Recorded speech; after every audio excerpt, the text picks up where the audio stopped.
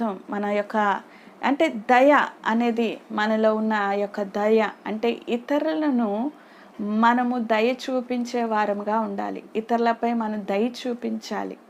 కఠినంగా ఉండకూడదు, కఠినంగా మనము మారకూడదు. దయ అనేది దయాలత్వం అంటే మనలో ఉన్న ఆ యొక్క స్వభావాన్ని బయటికి తీసుకొచ్చి అందరి మీద కోపగించుకోకూడదు, అందరినీ కూడా వెలివేయకూడదు, అందరినీ కూడా మనం కించపరచకూడదు, అందరినీ కూడా మనం ఎగతాళి చేయకూడదు. మనలో దయాలత్వం ఉండాలి. ఎప్పుడైతే దయ మనపై ఉంటుందో దేవుని యొక్క దయ మనపై ఉన్నట్లే. మీరు ఇతరులకు ఆ దయను పంచుతున్నట్లయితే పైనుంచి దయ ఆ యొక్క దయ దేవుని యొక్క దయ మీ మీదకు వస్తూనే ఉంటుంది. మనుషుడి ఎడల మనకు దయ కలిగి ఉండాలి. నీవు దేవుని దయ కోరుకుంటున్నావు కదా, మీరు దేవుని దయను మరి అడుగుతున్నారు కదా ప్రార్థనలోని. మరి మీరు దేవుని బిడ్డలైన మీరు ఇతరులకి అంటే ఏ పొజిషన్లో ఉన్నా పర్వాలేదు, క్రైస్తవులు ఒక్కరికే కాదు, క్రీస్తులు ఎరగలేని వారికి కూడా మనము దయను పంచాలి, దయను చూపించాలి, దయను అనేది తెలియచేయాలి. అప్పుడు దేవుని బిడ్డలని వారు గుర్తిస్తారు. వీరు నిజంగా దేవుని బిడ్డలే, దేవుని యొక్క స్వరూపమే. మరి ఆయన ఒక సిదో అనే ప్రాంతానికి వెళ్ళినప్పుడు ఐందురాలు దేవుని పాదాలు పట్టుకొని అడుగుతుంది, నా కుమార్తె దయ్యం పట్టి బాధపడుతుంది, ఆమె అనురాలు దయ్యం పట్టి బాధపడుతుంది కాబట్టి నువ్వు కరుణించు, కటాక్షించు, వచ్చి నన్ను నా బిడ్డని ఆ యొక్క దురాత్మ నుండి విడిపించంటే యేసు ఒకటే మాట చెప్తాడు, ఏంటంటే నీ విశ్వాసము గొప్పది, నువ్వు వెళ్ళు అంటాడు. నీ విశ్వాసము గొప్పది, నువ్వు వెళ్ళి అన్నప్పుడు ఆమె తిరిగి వెళ్ళింది, దయ్యం విడిచిపెట్టింది.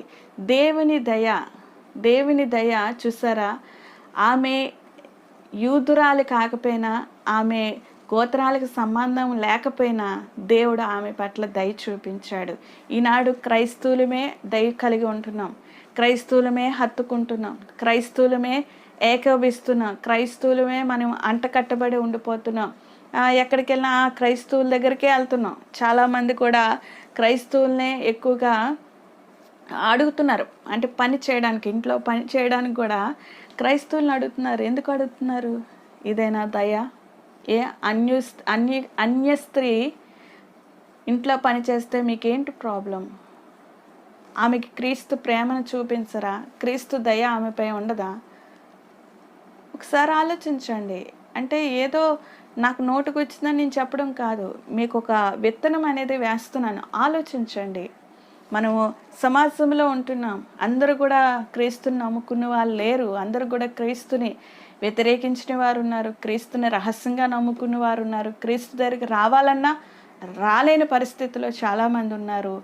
మరి కొంతమంది మంచివారు ఉన్నారు, కొంతమంది చెడ్డవారు ఉన్నారు, కొంతమంది ఏమీ కూడా తెలియని వాళ్ళు కూడా, అమాయకులు కూడా ఉన్నారు. కాబట్టి మనము దయాలత్వం అనేది కలిగి ఉండాలి. అందరిపై కూడా దయాలత్వం కలిగి ఉండాలి. మన ఇంట్లో వాళ్ళ మీదే కాదు, మన బంధువుల మీదే కాదు, మన ఇరుగు పొరుగు వారి మీదే కాదు, మనకి క్రీస్తు తెలిగిన వారి మీద కూడా మనము దయ కలిగి ఉండాలి.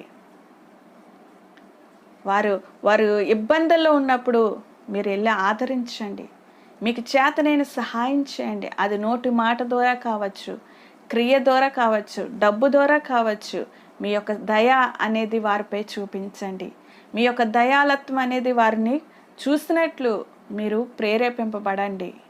దయచేసి చెప్తున్నాను, దేవుని బిడ్డలకున్న ఆ స్వభావాన్ని మనం తీసుకొని రావాలి. మన తర్వాత తరమ వాళ్ళకి, మన తర్వాత తరమ ఉన్నవారికి ఈ యొక్క ఆ గుణాన్ని, స్వభావాన్ని మనం తెలియపరచాలి. అప్పుడే వారు ఆచరిస్తారు, అప్పుడే వారు తెలుసుకుంటారు. ఈ విషయాన్ని మీరు గమనించండి.